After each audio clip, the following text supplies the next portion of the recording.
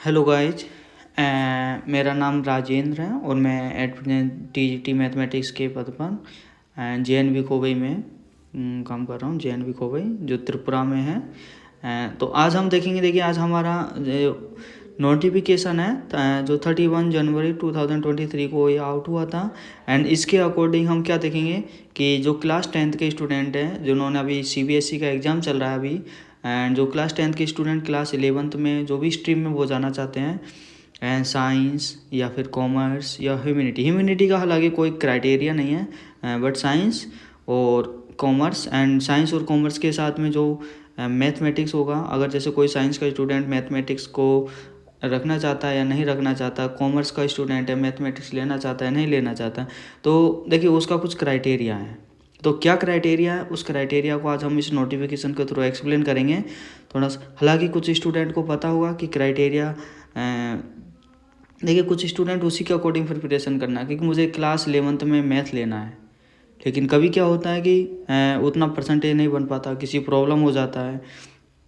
तो देखिए ये होता है कि स्टूडेंट के साथ, लेकिन जेएनवी जो है स्कूल उसमें भी कुछ क्राइटेरिया होता है कि हम जो साइंस मैथ का स्टूडेंट है तो वो साइंस मैथ कब ले सकता है, कॉमर्स का स्टूडेंट है, ह्यूमैनिटी के लिए कोई क्राइटेरिया नहीं है। तो उस क्राइटेरिया को अगर स्टूडेंट फॉलो करेगा तो ही वही साइंस मैथ या कॉमर्स ले सकता है। तो उसी के बेस पर आज थोड़ा सा देखिए criteria of class 11th admission of JNV student for session 23 and 24 के लिए। तो ये रिवाइज स्ट्रीम एलोकेशन है, जो क्राइटेरिया वो रिवाइज करके डाला गया है एंड उसके अकॉर्डिंग हम देखते हैं। कॉलम नंबर 3 में क्राइटेरिया गिवन है कि जेएनवी का स्टूडेंट है, और अगर जैसे मान लो 40 का एक बैच बनता है, कितने का, 40 का, अगर 40 का मैक्सिमम 45 का बनता है, लेकिन मैक्सिमम 45 का कब बनेगा, जब उसमें विथ स्टाफ वार्ड होना चाहिए। क्या होना चाहिए, स्टाफ वार्ड।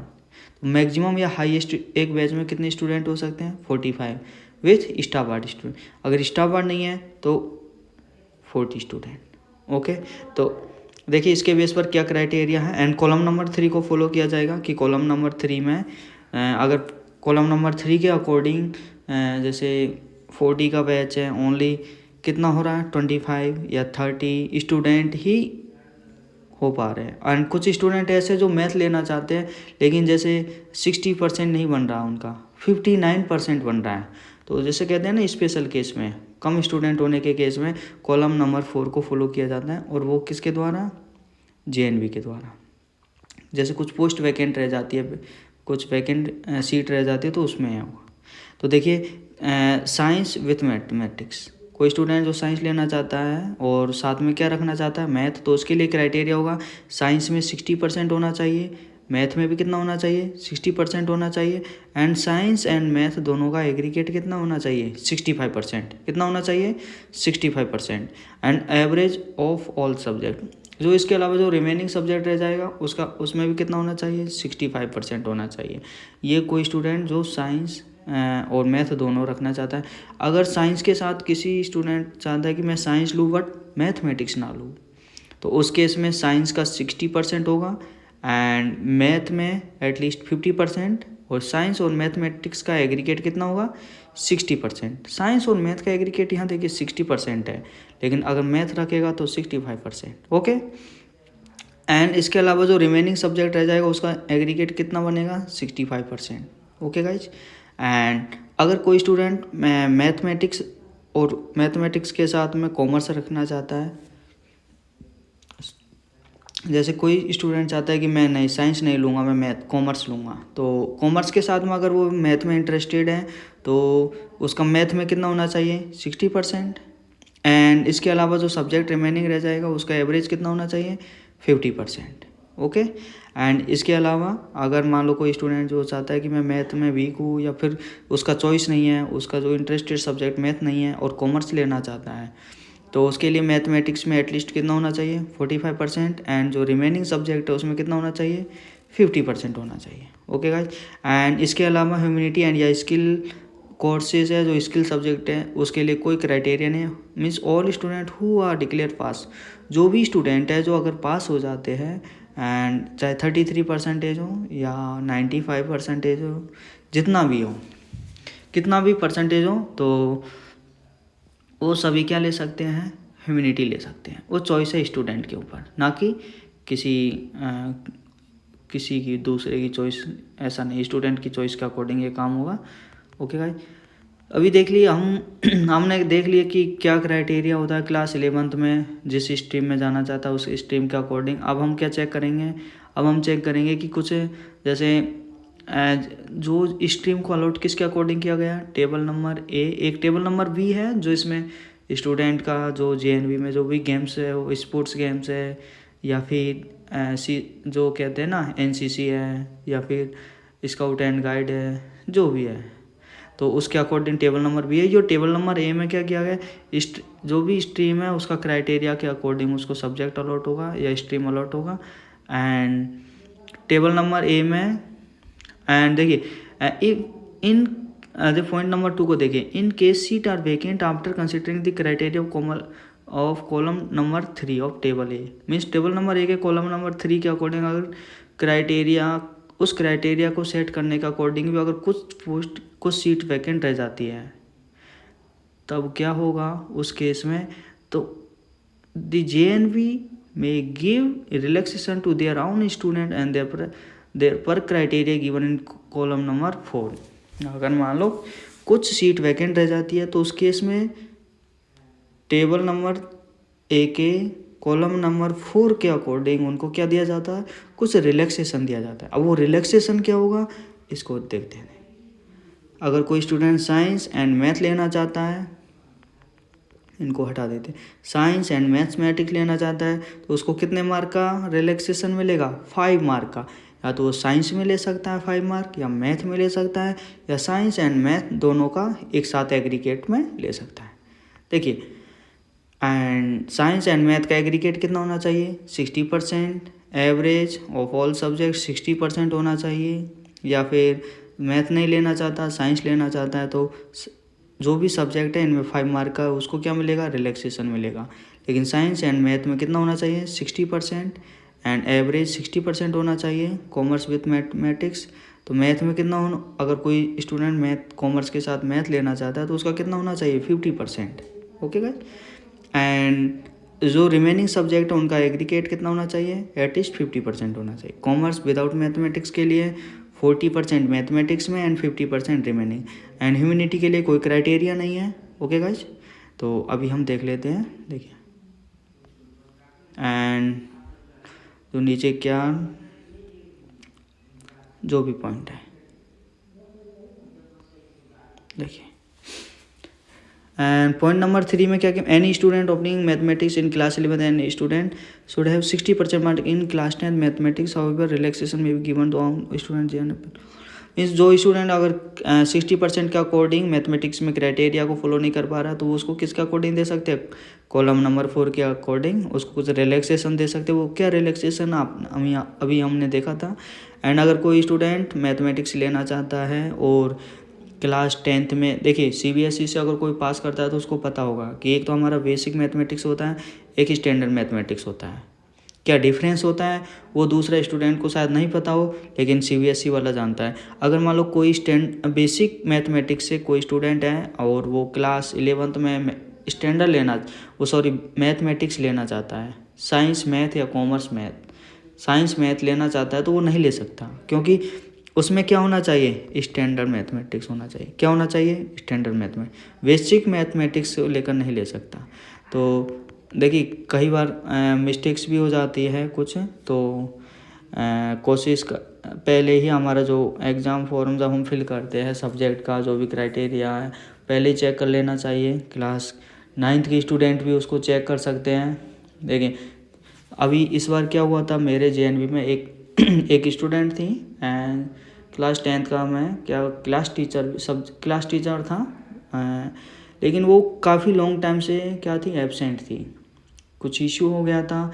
जब उनको बोला कि आपने चेक किया है या नहीं, फ़ोटो खींच के उनको जब भेजा हमने स्कूल से कि आपका सब्जेक्ट कॉम्बिनेशन चेक कीजिए, उन्होंने चेक किया।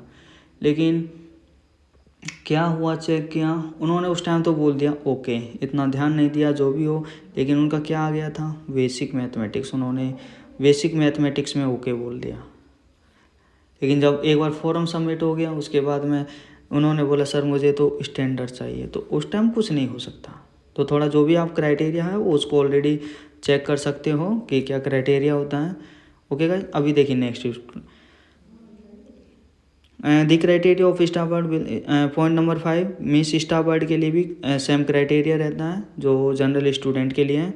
एंड पॉइंट नंबर 6 में क्या गिवन है, पॉइंट नंबर 6 में जैसे कोई स्टूडेंट साइंस स्ट्रीम में कोई भी 2 स्टूडेंट क्या हो जाते हैं, टाई हो जाते हैं। टाई का मतलब आप समझते हो कि मीन्स जो क्राइटेरिया है उसको सेम फॉलो कर रहे हैं, लेकिन पोस्ट कितना है, मान लो हमें एक पोस्ट के लिए एक स्टूडेंट सेलेक्ट करना है और 2 स्टूडेंट उस पोस्ट के लिए एलिजिबल है, तो उस केस में क्या क्राइटेरिया होगा, उस केस में देखिए हमें समिति ने क्राइटेरिया गिवन है कि इसके बाद में अगर उस क्राइटेरिया को दोनों स्टूडेंट सेम फॉलो करें तो साइंस का मार्क को देखा जाएगा। अगर साइंस का मार्क भी सेम मैच हो रहा है तो साइंस एंड मैथमेटिक्स का मार्क देखा जाएगा, and average all subject and English का, तो कहीं ना कहीं तो डिफरेंस मिलेगा। इसके अलावा अगर कोई स्टूडेंट कॉमर्स स्ट्रीम में जा रहा है एंड सेम क्राइटेरिया यहाँ पर टाई हो गया या फिर सेम उनका जो भी है मार्क अगर मैच कर रहा है, तो उसमें भी पहले mathematics, first of all mathematics, average all subject and English. Okay, and point number 8 के अकॉर्डिंग क्या गिवन है, पॉइंट नंबर 8 में क्या गिवन है कि क्लास 10th में जो भी स्टूडेंट पास आउट होते हैं क्लास 11th के लिए या फिर नेक्स्ट क्लास के लिए, तो this strength in each section will be 40 student, तो उनका स्ट्रेंथ कितना होगा, 40 स्टूडेंट का होगा। एंड जो मैं ऑलरेडी आपको बता चुका हूँ, more eligible student for option for a stream the student we give 45 including with staff, means highest कितना हो सकता है 45 स्टूडेंट एंड स्टाफ गार्ड के अकॉर्डिंग। ओके, अब मान लीजिए कोई कैंडिडेट एनसीसी, स्काउट गाइड या गेम्स या कोई भी स्पोर्ट्स से है और उसके पास सर्टिफिकेट है, एंड तो कहते हैं ना कि उसको क्या बेनिफिट मिलेगा या नहीं मिलेगा स्ट्रीम सेलेक्ट करने में, तो स्ट्रीम सेलेक्ट करने में ऑब्वियसली उसको बेनिफिट मिलेगा। क्या बेनिफिट्स होता है, तो लेकिन उसके लिए कुछ क्राइटेरिया है, जैसे स्ट्रीम सेलेक्ट करने के लिए क्राइटेरिया था उसकी, तो सेम यही यहाँ पर भी एक क्राइटेरिया है कि अगर मान लो कोई कैंडिडेट पार्टिसिपेट एट SGFI, ये एक नेशनल या फिर स्टेट लेवल या डिस्ट्रिक्ट लेवल का एक गेम है एंड स्पोर्ट्स का, तो अगर मान लो किसी के पास नेशनल लेवल का सर्टिफिकेट है एंड गेम एंड स्पोर्ट को फॉलो करता है, या फिर एनसीसी का कोई कैंडिडेट है उसके पास B सर्टिफिकेट है, या स्काउट एंड गाइड वाला कोई कैंडिडेट है उसके पास राष्ट्रपति पुरस्कार से अगर वो सम्मानित हुआ है, तो उसको कितना मार्क मिलेगा, 3 मार्क मिलेगा, या 3 मार्क का रिलैक्सेशन मिलेगा। अगर मान लो कोई कैंडिडेट साइंस, मैथ या कोई दूसरा स्ट्रीम लेना चाहता है, उसके अकॉर्डिंग वो क्राइटेरिया फॉलो नहीं कर पाता और इसका 1 या 2 या 3 मार्क तक का अगर मार्क का नीड होती है, तो वो इस सर्टिफिकेट को लगाने से उसका क्या मिल जाएगा, वो अपनी जो भी स्ट्रीम में जाना चाहता है वो सब्जेक्ट को ले सकता है। या फिर जैसे ये नेशनल लेवल का हो गया, अगर मान लो किसी कैंडिडेट के पास स्टेट लेवल का है गेम या स्पोर्ट में, एनसीसी में A सर्टिफिकेट है एंड स्काउट एंड गाइड में राज्य पुरस्कार है, तो उसको कितना मार्क मिलेगा, 2 मार्क मिलेगा। ओके, अब डिस्ट्रिक्ट लेवल का होगा एंड गेम एंड स्पोर्ट्स में, एनसीसी में नहीं होगा एंड स्काउटिंग एंड गाइड में तृतीय सोपान वाला एक सर्टिफिकेट होता है, अगर ये सर्टिफिकेट है उसके पास तो उसको कितना मार्क मिलेगा, 1 मार्क मिलेगा। ओके गाइस, अभी हम देखते हैं थोड़ा सा कि अगर मान लो अभी कोई स्टूडेंट ऐसा जैसे ये इस पॉइंट को आप रीडिंग कर सकते हो, इस पॉइंट में क्या लिखा है रीडिंग कर लीजिए आप, मैं इसको एक्सप्लेन कर दे। अगर मान लो कोई स्टूडेंट किसी के पास में गेम्स का सर्टिफिकेट है एंड नेशनल लेवल का सर्टिफिकेट है, स्टेट लेवल का भी सर्टिफिकेट है, डिस्ट्रिक्ट लेवल का भी सर्टिफिकेट है, तो कितना मार्क मिलेगा उसको, हाईएस्ट 3 मार्क मिलेगा। कितना हाईएस्ट, देखिए guide will not be exceed 3 mark, means उसको scout and guide will not be means उसको हाईएस्ट कितने मार्क का रिलैक्सेशन मिलेगा, हाईएस्ट मैक्सिमम 3 मार्क का रिलैक्सेशन मिलेगा, इसके अलावा नहीं मिलेगा। ओके, तो अभी जो भी स्टूडेंट है क्या क्राइटेरिया होगा वो आप लोग सभी देख चुके हैं। एक बार आप नोटिफिकेशन को रीडिंग कर सकते हो, जो नोटिफिकेशन क्लियरली आपके सामने। एंड अगर किसी स्टूडेंट को कोई प्रॉब्लम हो रहा है तो वो मुझे मैसेज कर सकता है, कमेंट कर सकता है, उसकी प्रॉब्लम का सॉल्यूशन किया जाएगा। Okay guys, thank you.